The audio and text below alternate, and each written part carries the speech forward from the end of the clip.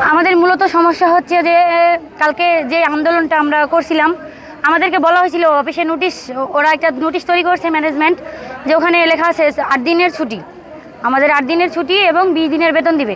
সেখানে আমরা দাবি করছিলাম যে 20 দিনের বেতনের সাথে 2 ঘন্টা করে ওভারটাইমের টাকা দিতে হবে।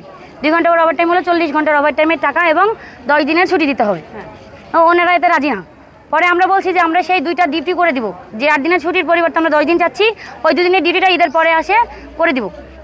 তাতে ওনারা রাজি না। তারপরে আমাদের ফ্লোরের পোলাপানগুলো যারা আছে, আমরা শ্রমিক ভাই বোনেরা কাজ করি নাই, কাজ বন্ধ করে দিছি।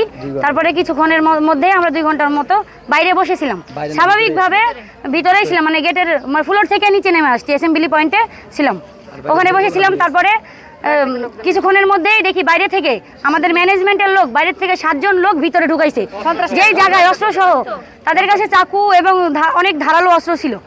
যেখানে আমরা সকালবেলায় শ্রমিকরা আইডি কার্ড ছাড়া শো না কইরা সকালবেলা ঢুকতে পারি না, সেখানে বাহিরের লোক কিভাবে ঢোকে?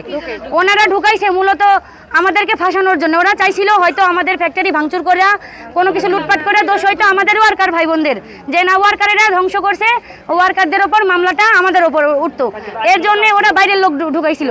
দ্বিতীয়ত জিএম কেন ওই বাইরের লোক ঢুকাইলো, পুরো ম্যানেজমেন্ট কেন বাইরের লোক সন্ত্রাসী ঢুকাইলো? এখন আমাদের বেতন ফুল মাসের বেতন দিতে হবে এবং ছুটি দিতে হবে, আর কোম্পানি এই গেট খুলে দিতে হবে, ঠিকমতো ডিউটি করাইতে হবে। আর যদি ডিউটি করায় তাহলে পুরনো ম্যানেজমেন্ট একটাও থাকবে না, এই ম্যানেজমেন্টকে পরিবর্তন করতে হবে। আমরা পুরনো ম্যানেজমেন্ট চাই না, স্টাফও ছাঁটাই হবে, কোনো শ্রমিক আগামী 6 মাসের মধ্যে কোনো শ্রমিক ছাঁটাই হবে না।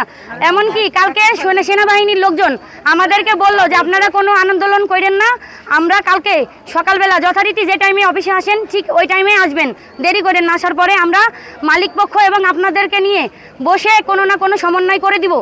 সেই জায়গায় ওরা রাত্রে আমাদের শ্রমিক ভাই বোন 6 জনকে গ্রেপ্তার করছে, রাত 3টা বাজে। ওরা কিভাবে, কিসের ভিত্তিতে ওদেরকে অ্যারেস্ট করা হইল, আর কিসের মামলা দিছে?